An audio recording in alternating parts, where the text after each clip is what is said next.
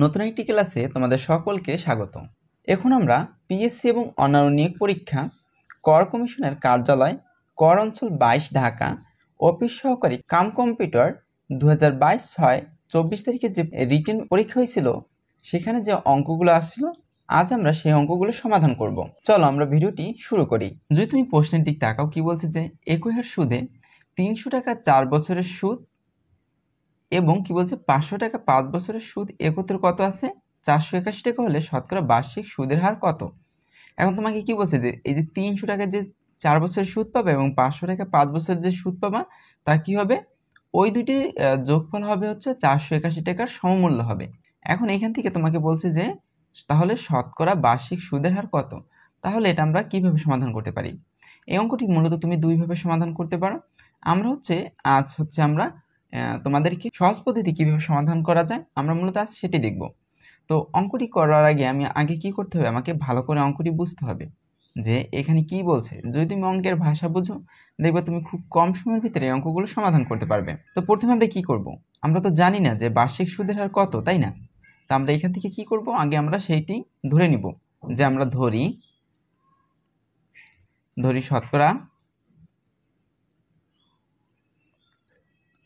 শতকরা বার্ষিক সুদের হার হচ্ছে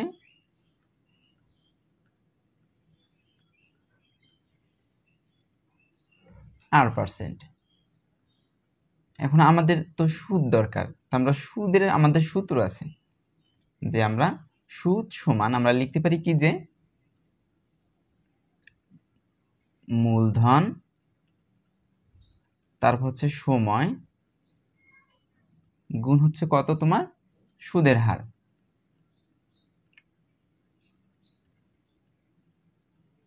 ডিভাইডেড হচ্ছে 100। এটি হচ্ছে আমাদের সুদের সূত্র। এখন আমরা কি করব, এই যে 300 টাকা 4 বছরের সুদ কত আমরা সেটা বের করব।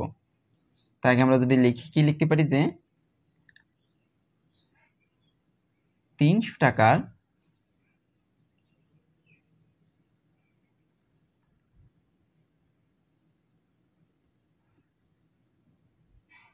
4 বছরের সুদ কত, তাহলে সমান আমরা লিখব যে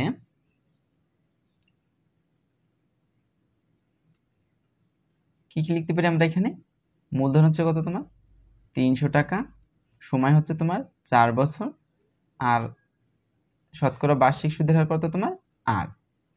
আমরা একটা কেটে দিই, এই 0 0 বাদ থাকে 3, সমান আমরা কি লিখতে পারি যে 12 8। আবার আমরা কি লিখব, এবার হচ্ছে আমরা 500 টাকা 5 বছরের সুদ লিখব।